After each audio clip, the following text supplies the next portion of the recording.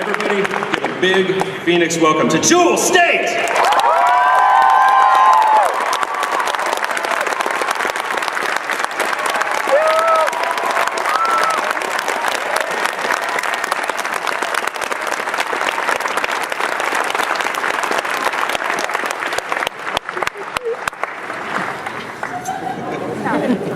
Welcome. Thanks. It says the otter strikes back. I got it at the Atlanta Aquarium at DragonCon. So, yeah. Sorry, you guys. I was in a room by myself. Where is everybody? Because I'm not so popular anymore. Thank you for coming. I know it's bright and early, and this is just kind of getting wrapped up. So I really appreciate all you coming out today. It's awesome. Awesome. So for anybody who wants to ask Jewel a question, we have a microphone right up here. So we're going to talk for a few minutes. While we're talking, feel free to come up here, line up by the microphone. We have the lovely Kate here who will help you out. And so while you're lining up, glad to have you here. Thank you. I'm happy to be here. It's been a while since I've been back in Phoenix, so it's awesome. Thanks for having me. So at what point did it dawn on you, this fandom for this show that I did so long ago is still alive and it's going to keep going? At what point was it, oh wow, this is still real to all the fans? Like right now? Honestly, every time I come to one of these things, I'm always surprised at the people that still come up and want to say hello and how much they love the show. And then the new converts, which is really awesome. I did a convention, not last weekend, the weekend before last, with Nathan. Remember that guy? And it was so amazing because we hadn't done a panel together forever. And we love Nathan loves being on stage. We did two panels, and at the Sunday panel, he tends to get a little emotional when he talks about Firefly. It was, a turning point, I think, in all of our careers, and we associate a lot of really good memories with it. And he sort of welled up. I was like, I can't believe we're still here. I can't believe we're still doing this. Look at the way our lives have changed. So, yeah, it's just kind of the gift that keeps on giving, I guess. So thanks to all of you. We have some questions here. First one, come on ahead. Thanks very much. Hi, Joel. Hello. Firefly really touched us. Thank you for all you've given us. Thank you. We're going to run a role-playing game set in the Firefly-verse about 20 years after Serenity. And we want the players to be able to play anybody in the crew, an invented character, or the kids. So we wondered what Kaylee would call her and Simon's kids. Oh, man. That's hard.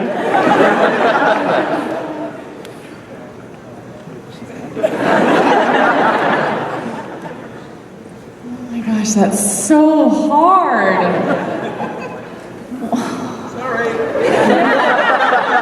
Right off the bat. What would they call their kids? No, she would probably pick something really feminine and cute. Like they'd have a little girl call her Violet. Something. Violet Tam. That's good. Thank you. I just came up with that right off the top of my little noodle. Wow. Just think of a name for a boy before the end of the show. Okay, I will. I think they would have a girl first, though. Hi, Joel. My name's Rob. I know that sometimes when stars are working on shows that they're allowed to keep clothes and stuff like that. So whatever became of the fluffy, multi-layered cape dress? If I had a nickel. I don't know. I don't know what became of that one. A lot of those memorable pieces went away somewhere to be stored, and I guess later auctioned off, hopefully. I know a lot of pieces were auctioned off for charity. So yeah, it disappeared into the abyss, and I was glad to see it go. I dressed? Hello. Hi, I wanted to know how it was like working with the whole cast of Firefly. Whole entire cast. I think the best thing about that, and the weirdest thing about that show, especially all these years later, I've worked on a lot of shows since then, and it was this immediate family atmosphere, right from day one. And I've never had, the echo is so weird, by the way, hearing my voice echo back at me. Is that what I sound like? Yes.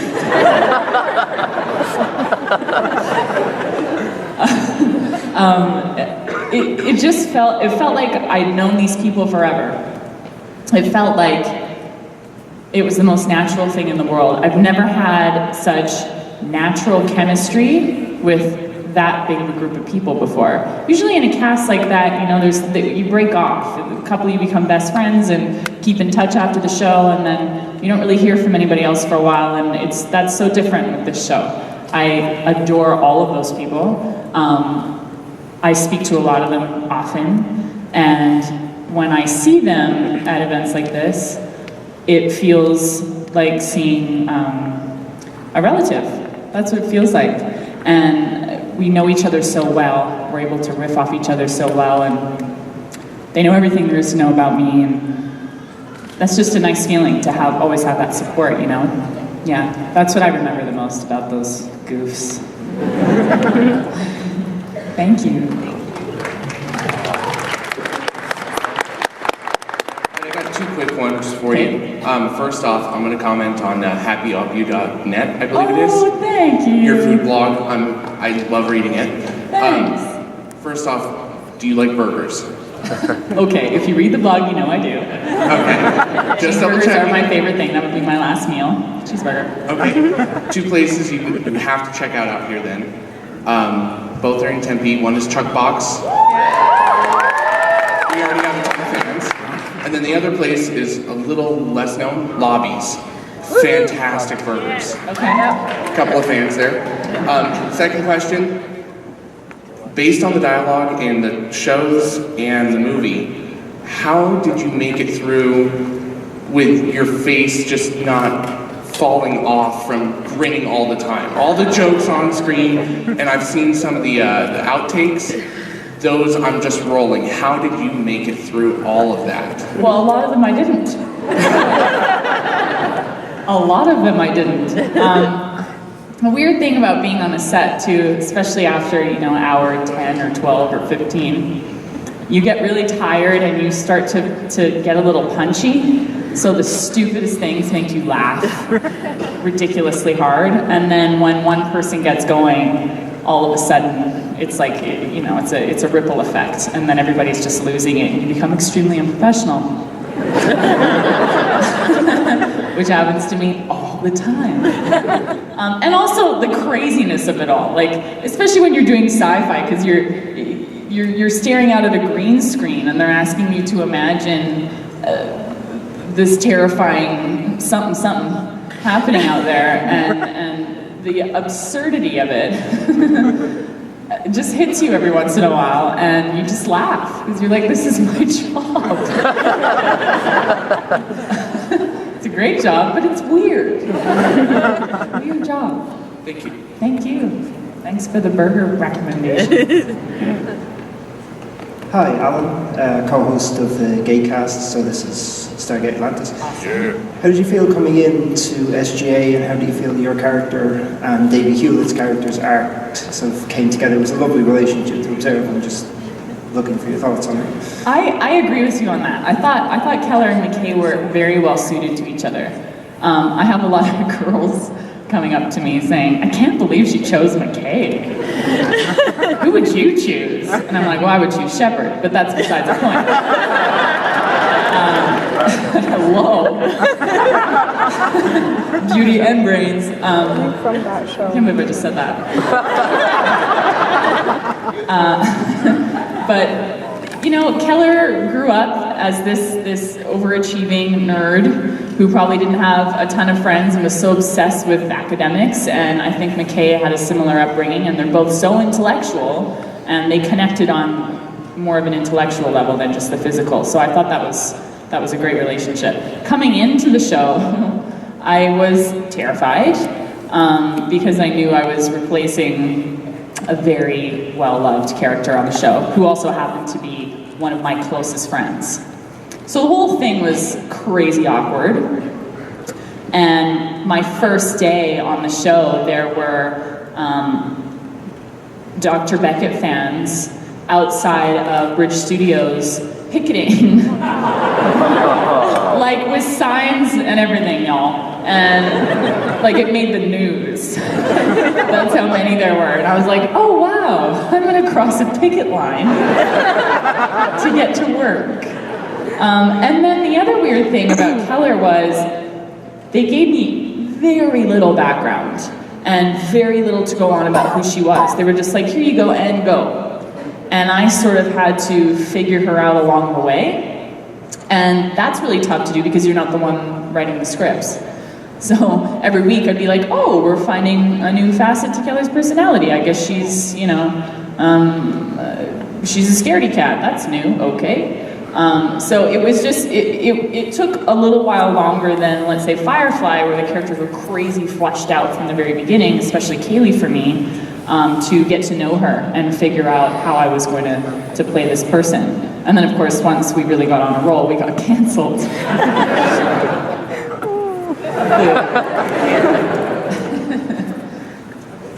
Thank you. Hello, my name's Nicholas. And, Hello. I've been TV stalking you since Space Cases. I really love that show. Thank you. I'd like to see it on Netflix or a Funny or Die remake. Funny or Die remake, oh boy. Because no matter what, the child of darkness still wishes to see tomorrow. Say that again, I missed that last part. The child of darkness still wishes to see tomorrow. I can't hear it. Can somebody help me? Oh, it was a statement, was the question. Hello. My name is Emily, and my favorite character of yours was actually not Firefly. It was when Amy from Supernatural. Oh, cool. Yeah.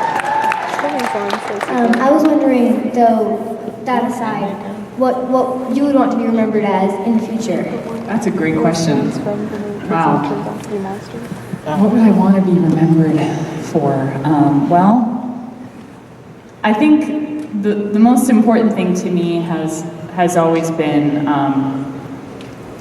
playing the realism in a character, for the most part. As crazy and ridiculous as the reality is that character is going through, I think your job as an actor is to portray that as real as best you can.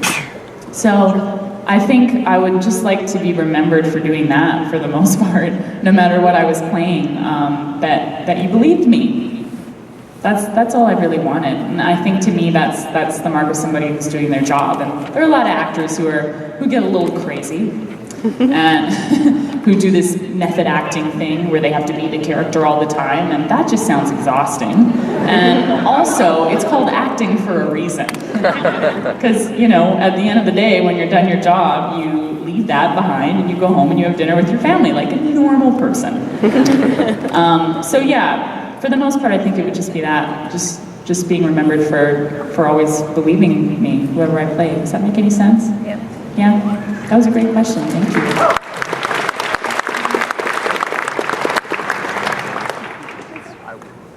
Hi. Hi. Now, you said you were at a con a few weeks ago with Nathan. Did you guys talk about maybe you being on Castle next season?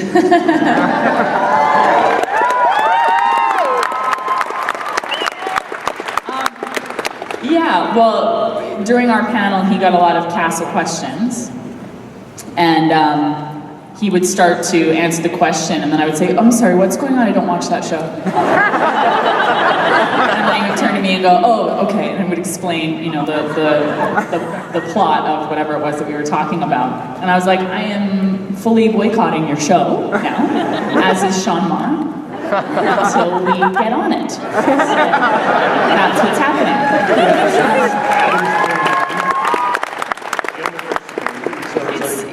It's a bit, yeah, it's favoritism really is what it is. No, but we've always talked about it, and then I just kind of dropped it after a while.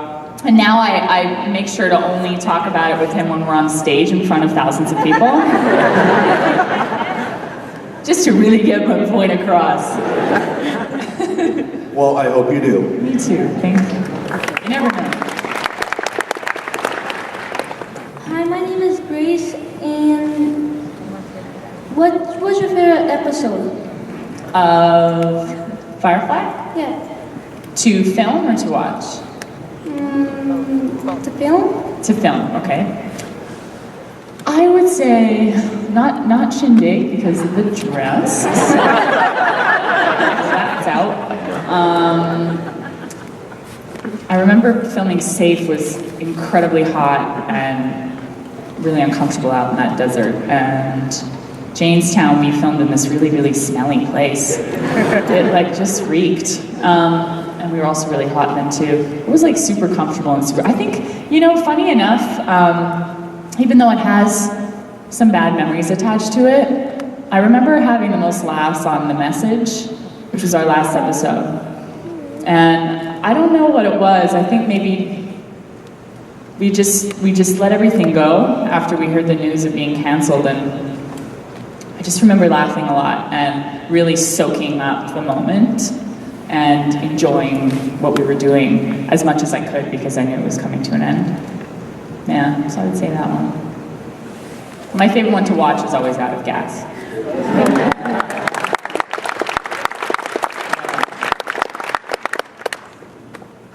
Hi there. My name is Megan. I have two brief questions. The first one is, because I know you did a lot of television as a child, what do you think is the biggest difference between when you were filming as a child versus when you're filming now as an adult? That's a good question. You know, it's funny because this is all I've ever known. This is all I've ever done as a job for 25 years now. And when I was a kid, especially on something like Space Cases, which was my first lead in a series, I just remember, you know, this big craft service table with lots of candy and stuff on it, and going, wow, I can eat that whenever I want. And then also they did the as per union rules, our actors union, you have to do a certain amount of hours of schoolwork a day. So they would have a tutor on the set, and she would be standing by with her arms crossed, waiting for me to finish the scene or take or whatever it was. And as soon as I sat down to continue with my work, she would start the timer again. And I remember that just being such a drag. You know, like I was like, oh, God, I just want to hang out. I just want to eat candy and hang out with everybody. So yeah, it was always balancing the schoolwork with that for the most part, getting that done as well as working a job, which is always odd when you're a kid.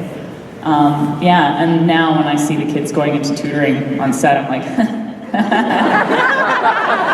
not fun, is it? My other question was about when you and the gentleman who plays Simon were cast in Warehouse 13. Was that planned, or was it one of you was cast and the other one was like, oh, you want to do this with me, or? Well, they kind of tricked us there because they told me they were thinking of doing this storyline. They said, we've got Sean interested. So he would play the male lead, and if we can get you, that would be great. And then they told Sean the same thing. Which was smart thinking. So yeah, and then he texted me and was like, what's the deal with this thing? And I was like, I don't know, what's the deal with this thing? And he's like, well, apparently I have to wear like a purple leotard, so I'm not doing this unless you're doing it. But yeah, and then that was another one of those things where it was, I think our first day of work, we worked 18 hours on set. It was crazy. And they had these huge wind machines on us because he has these like superpowers and makes the room shake or whatever it was he was doing. Magical underwear, I believe. Dead serious, if you haven't seen it. And every time I looked at the guy in this purple suit, I would just howl. It was the funniest thing in the world. And then he would start laughing, and the two of us were just crying. We were laughing so hard with this like crazy wind machine on us. It was the most bizarre week of work. But good memories with that one. Thank you. Thank you. You guys got some good ones today.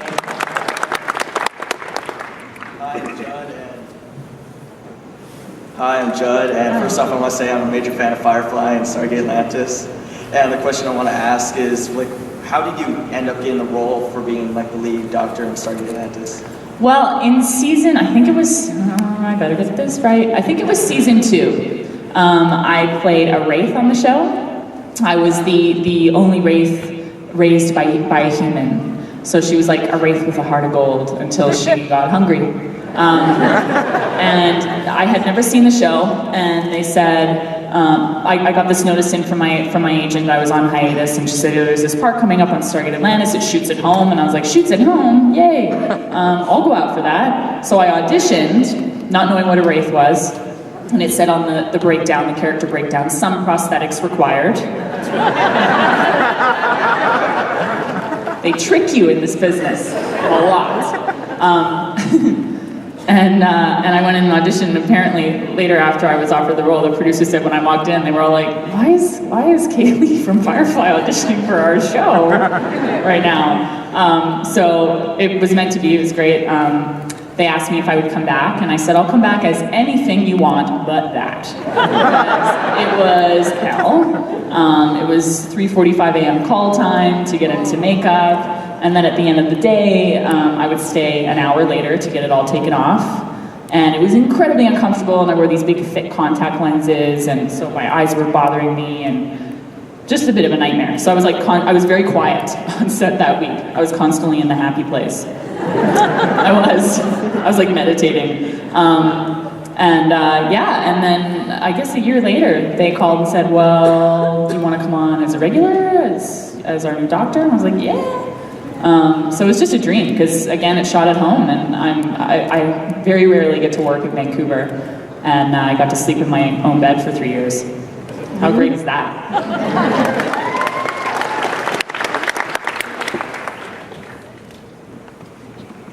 Hello again. Hello. I'm Talia, and I've heard that both Nathan Fillion and Jared Padalecki are like legendary pranksters. First off, who's the bigger prankster? And second, what's the best prank that was ever played on you, and who did it? Well, Nathan is a slow prankster, and not that he's dumb. I mean slow in the other way. Like, he's very methodical about his pranks, so they take a long time.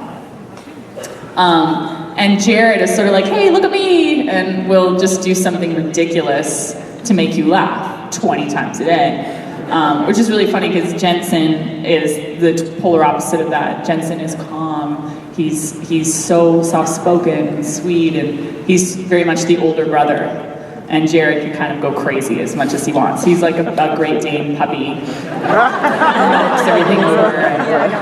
But he's hysterical. I remember when we were shooting, I'm supposed to turn around at one point and face him, and he has this prop knife, and he's sticking it in the cameraman's ear the whole time while he's talking to me, just to make me laugh. But you know, Nathan just, he thinks too much. He has way too much time on his hands. And he's devious, and you know, he's the guy that sticks lotion under the door handle of your trailer and like waits for a long time to go back into your trailer. He's that guy. He scares me a little bit. But man, he's gotten me good many, many a time, believe me. I've gotten him good too.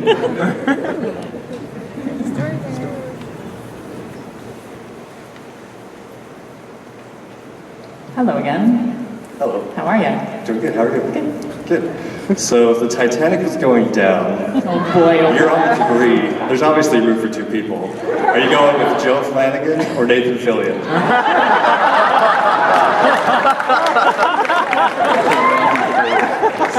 Bro, it isn't even noon. What? Okay. Well, I will say this. Nathan and I are super duper close friends. And he does make me laugh. And he's super resourceful. He's kind of like MacGyver. I don't know if you know this, but Nathan makes his own Halloween costumes every year. And they get more and more and more elaborate. Last year, he just had a suit and he rigged it with lights all around it, everywhere, the whole perimeter, and designs on the front, and then he had a remote. So anytime he clicked a button on the remote, it would switch into a different shape on the suit. So he was like, I got 20 costumes. And I was like, don't you have a job? Why do you have all this free time? But like I said, he's super resourceful. So if we were to live, I'm guessing we live in this scenario. Okay. I would go with Nathan because I think he would pull through for me. Joe would just be like, what's going on?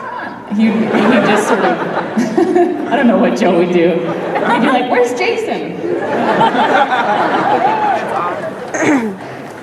That was my really bad Joe Flanagan impression. Hi, Kaylee. Please don't put that on the internet, holy shit.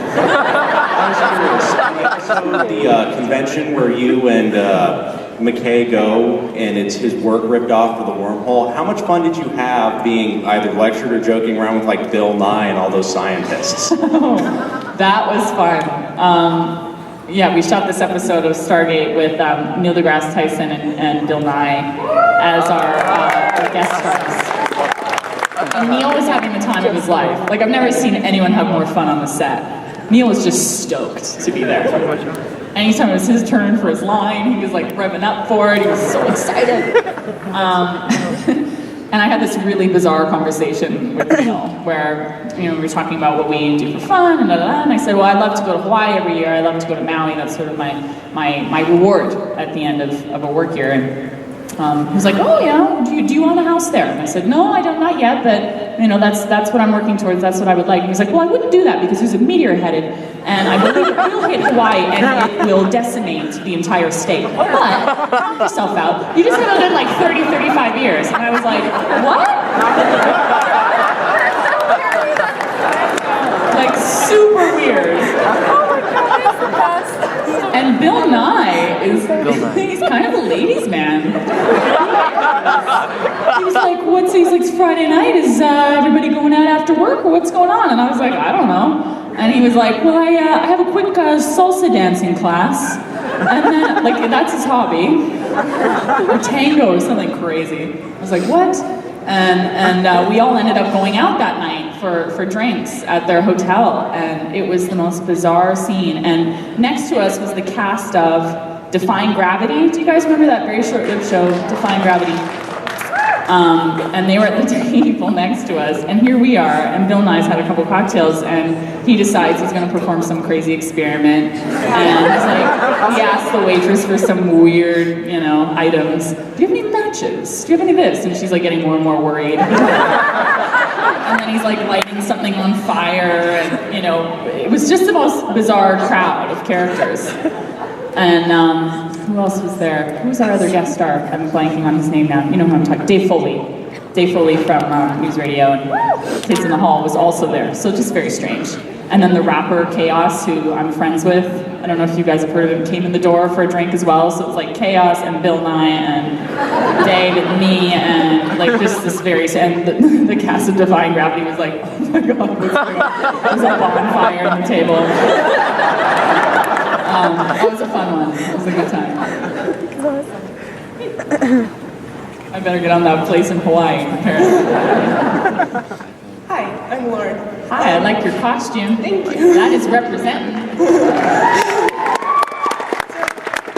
As a person who likes to cosplay as one of your characters, I was also wondering if you had the chance to cosplay at something like this, who would you want to cosplay as?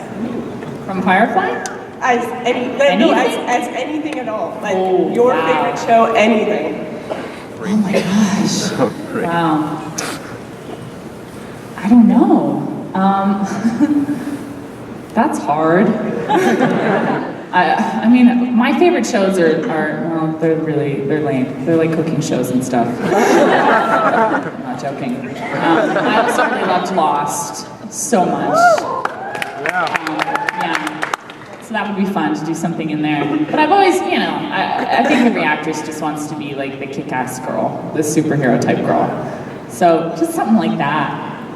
You know, something where I could be the one saving the day instead of cowering in a corner. Would you make your own super person with cosplay? Yes, let's make that up. I need a superhero power. My buddy Mike Choi, you guys know who Mike Choi is? He's an artist, comic book artist. He's here this weekend, he's a good friend of mine, and he owes me a favor. So I'll get him to create that, and I'll give it to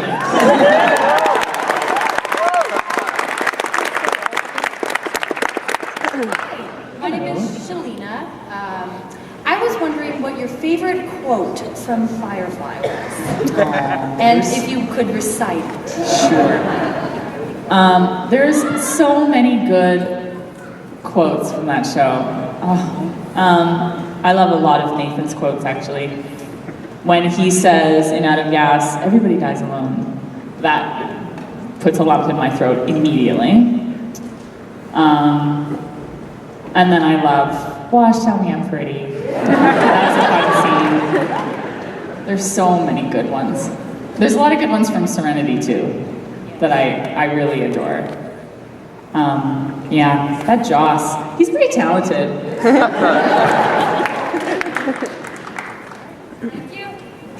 You want me to say it?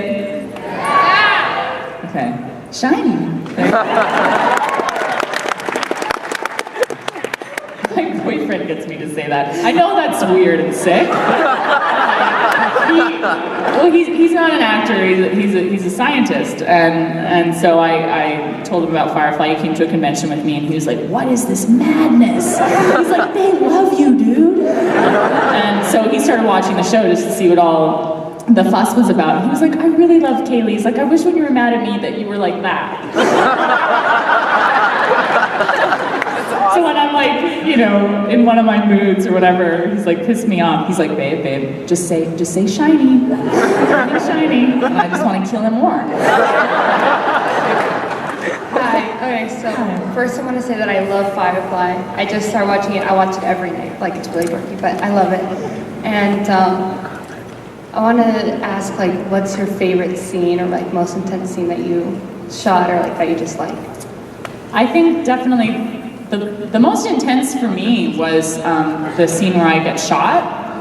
Just because for lots of reasons, it was our first week on the job, so we didn't all really know each other very well. I think that was Morena's first day, actually, because she was the last person cast in the show, so she really didn't know anybody.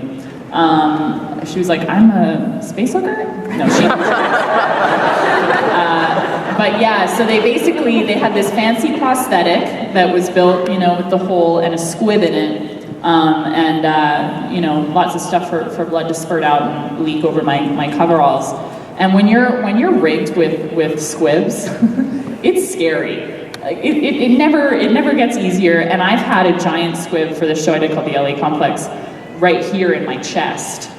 Because there's this gag where my character gets, she's an actress and works on a show and gets shot in the chest. So it was enormous. And you feel it no matter what.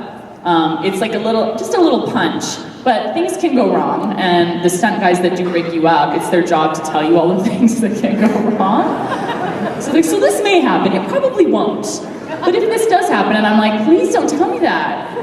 So I just can't wait to get the squib off me, and my heart's just going like crazy. So I remember that being a really scary, intense day, and then the thing went off, I went back, I felt it, and kind of fell to the ground, and I'm doing my thing, and then Nathan bends over and he split his pants all the way up. And he was like, he stopped and he was like, I'm so sorry everybody, I seem to have split my pants. See, that's the stuff you don't get from the DVDs and stuff. Oh my god. You thought that was just a nickname. Tight pants. Thank you. This line is crazy. It's like the permission. I know, I better hurry up. My stories I'm very long-winded. I have two really quick questions for you. First of all, I'm a steampunk. Awesome. And one of the reasons that I love Firefly so much is that it crosses over with steampunk a lot in very nice ways. How do you feel about steampunk? Well, I actually quite dig steampunk, and it took me a few conventions to figure out what that even was. But then I met a gentleman who creates steampunk jewelry, and I have this really cool necklace that has a clock on the end of it. It's like a little ball with a brass ring around it, and you can see the clock working, you can see the mechanics of the clock. It's pretty cool. The second question I have is actually about Wonder Falls. I saw it after I saw Firefly, so I'm like, I love Kaylee! And then your character on Wonder Falls is just so heartbreaking. Yeah, she's not the nicest girl. So, I know. How do you feel about that role? I had fun. I mean, I love playing really nasty characters. It's fun. It's super fun, especially ones like that you just kind of get really big and go for it. And that character was always, we built her wardrobe really well from the very beginning, so I was always running around these super tight matching tracksuits. And you remember those sneakers with the high heels? She loved those. And I had super long, like, French manicured nails and was always kind of done in the fur coat and everything. So I was able to go to town. So that was fun. And that was a great show. It didn't get the run it deserved. As most of them don't. Thank you. Hi, I'm Ellie.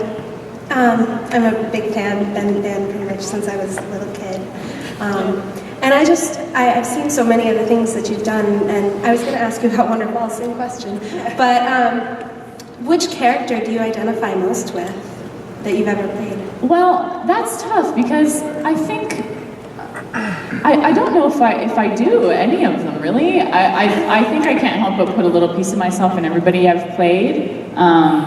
But for the most part, yeah, it's hard. It's hard to look back and identify on that. Mostly I just identify with the memory associated with the show. I know exactly where I was in my life. I know exactly what was happening, and a lot of shows, luckily, hold a lot of really great memories, especially Firefly. I mean, that was the turning point, I think, in my career. It was definitely one of the things I'm most proud of. And look what's happened to me, you know. I'm still here doing this, talking to you about that show. It's amazing. And who knew that it had the legs that it does to stand on. And so yeah, I think for the most part, I really think about the memory associated with the project more than anything. Thank you very much. Thank you. Hello, I'm actually here from New York, and cool, I love New York. I was at the 10th anniversary there awesome. at Comicon. That was so fun. I wanted to thank you for coming to New York. We didn't really get the full San Diego thing, but that you let us be a part of that. Oh, it's my pleasure. It was super fun. And my question is, so as a fan of Firefly, sometimes I think, you know, I will never be over the cancellation of Firefly. I'll be on my deathbed, be like, why? But as an actress, you know, it was a job to you and it clearly meant a lot, but can you imagine 50 years from now how you'll feel about Firefly and everything that happened with that? I don't know. I mean, for us, we definitely felt like we had some closure with the movie. I know you guys maybe don't feel that way, but for us as actors, it was just, it felt like, you know, the rug was pulled out from under us so quickly when we did get canceled in the show. So it was really nice to have that, to have this story that was going to be a 4-month shoot, 4 glorious months, where we were treated like kings by the studio, and they were so behind it and really loved the project and believed in it a lot. So it just felt good. It was such a positive thing, positive experience. So we felt like we had the closure there. But I'm so glad I liked those people, because we're still doing these things and we enjoy them so much. And I think that's the fact that Nathan is still doing them. I mean, I know he took a few years off, but I don't know if you've heard, but he's back in the convention circuit and he's decided to come back to them. And the reason is because he's like, it's fun. It's fun. And it's fun to see, you know, our friends again, our cast members again, and spend good quality time with them and then keep reliving this memory. It's such a good memory that I'm always going to want to relive it. Does that make sense? Thank you very much. Thank you. Hello. Hi, my name is Chris. And obviously you're really familiar with how strong the fandom is on this side of the camera. But you see influences of Firefly in other shows. You know, there's a lot of writers and producers and directors that put, you know, little things, especially in Castle, and you can't get away from them there. But even in Warehouse 13, yeah. But even in Warehouse 13, I mean, it really felt like, oh, it's a little wink wink to all of us who go, is that really what happened? Oh, wow. And then Magic Underpants all of a sudden was super great. But how do you feel about that when you look at it and say it's really crossed over not just from us who watched it, but it's influenced other people and what they like to put in their shows? It's always nice. I love seeing those little winks. Somebody told me there was I don't know, there was a Google thing that was happening, a Google glitch or something, and then they programmed it so my voice came up and said everything's shiny. And something wasn't working, and I was like, wow, like that's crazy. I told everybody about that one. I was so proud of that. I was like, guess what? So yeah, that stuff, that's never gonna get old. And also, the people that are in these positions of these shows, you know, if an executive producer is a fan, he's going to remember you, and he's also going to know what you can do, which is really nice. I really do believe that it's given all of us such a new window in the industry, and it's so nice. It's such a nice thing to be remembered for. Well, thank you very much. Thank you. Hello.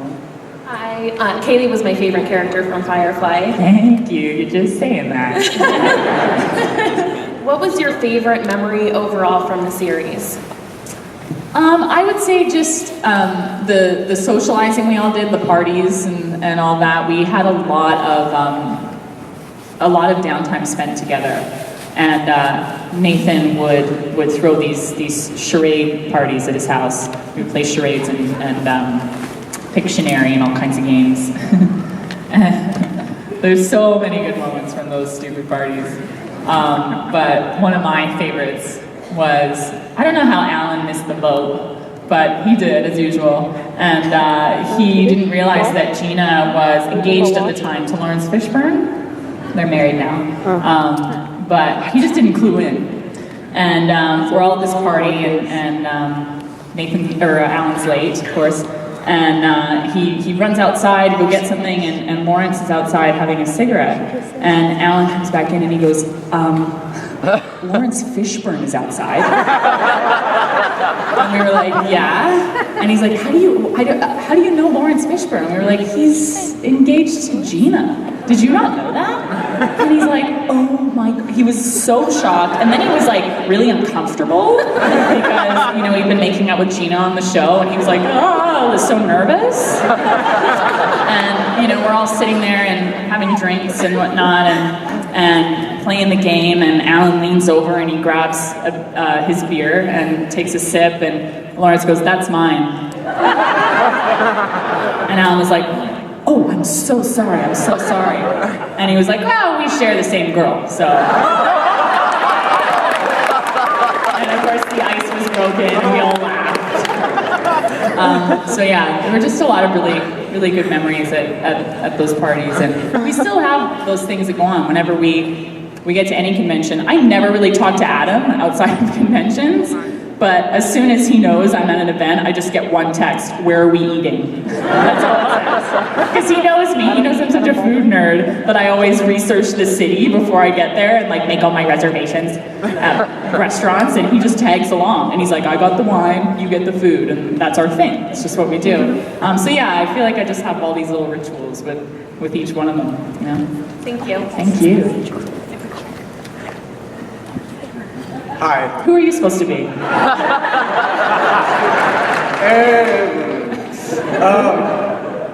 I just got my degree in physics, and part of that is because I love science fiction. So every time I watch science fiction, I can't help but kind of pick it apart. So when you watch like TV shows and movies, do you kind of like watch it and go, oh, I would have done that differently or done that differently? Definitely when I watch myself. That's a nightmare. Like, anytime I watch myself, I'm like, oh God, ugh, gross, I hate that, why'd you do that? So that's usually really difficult for me. I'm not wild about watching myself. But other shows, yeah, it's hard to watch it from the outside perspective, because I know how they shot it, or I'll be watching something and I'll be like, wow, that was one whole continuous shot. That was amazing. And then I rewind it and I'm like, yeah, there's no cuts there. So stuff like that really excites me, and I nerd out a little bit. But it also really annoys the people I'm watching things with. I'll be like, I didn't really believe that. My boyfriend's like, what? It's this big emotional scene. And I'm like, I just didn't really buy it. I didn't really buy her. And he's like, can you stop? Thank you. Thank you.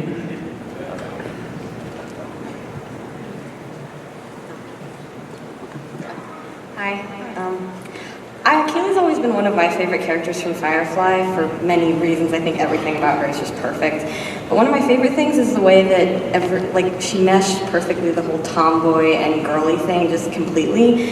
And I love her style for that. And my favorite thing about it was her hammock on Serenity in the little engine room. And I was wondering, was that comfortable, the hammock? Because I love hammocks. I think they're cool. And I was just wondering if that one was an awesome hammock. I'm one of those people that gets nervous in a hammock. Because I know I'm going to wipe out. Yeah, that particular hammock was not stable. I feel it was not that comfortable, no, unfortunately.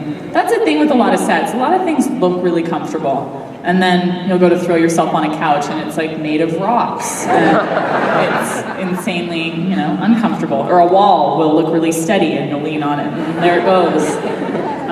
Yeah, I'm sorry to disappoint you.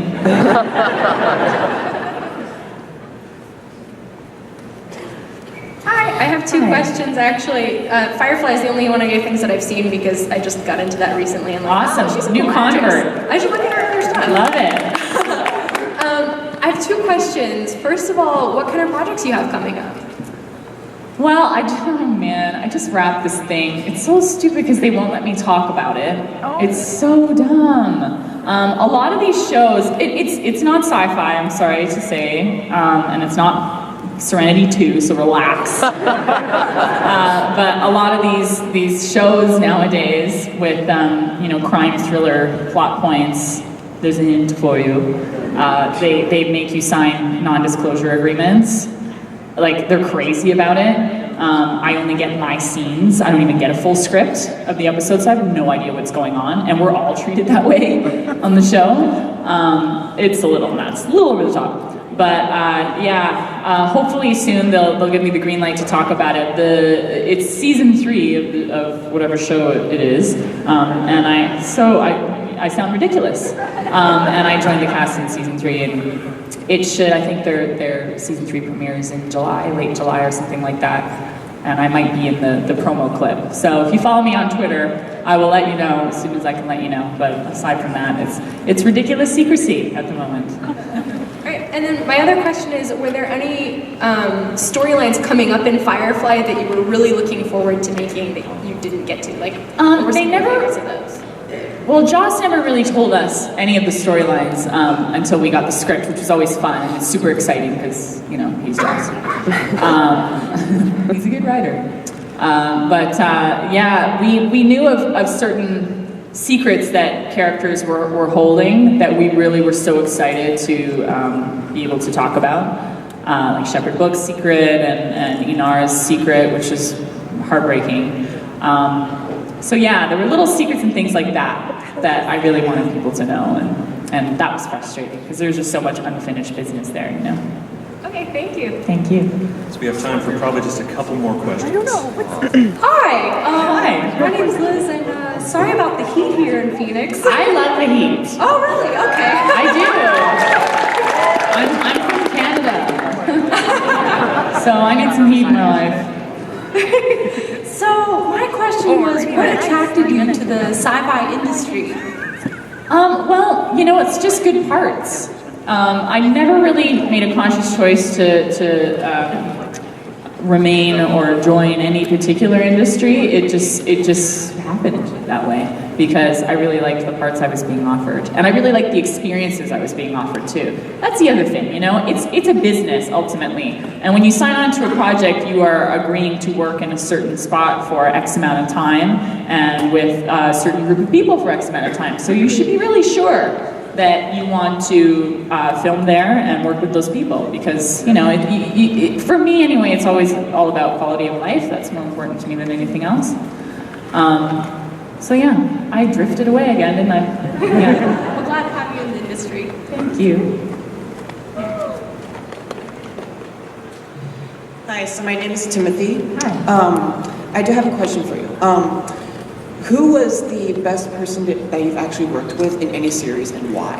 Oh wow. Oh wow. That's like, who's my favorite sibling? And I have 4 sisters and 2 brothers. That's tough. And I know who my favorite is. I do. I don't know, it's funny when you spend all that time with people, you create a weird bond that never goes away. So I would say I've taken at least 1 or 2 of those relationships from everything that I've worked on, even really obscure stuff. And Amanda's here this weekend. I almost said, are you guys friends with Amanda Tapping? I haven't had any caffeine. But yeah, she's a really good example. We really bonded on that show. I haven't seen her now for a couple years. We were saying, I think, last night. And it's like no time has passed. We just sit down and hang out and get to talking and gossiping and all of that. So yeah, I would say at least 1 or 2 from everything I've done. Thank you. Thank you. Unfortunately, we are at the end of our time now, so we're going to have to say goodbye. Thank everybody for coming. You guys, thank you so much for being here.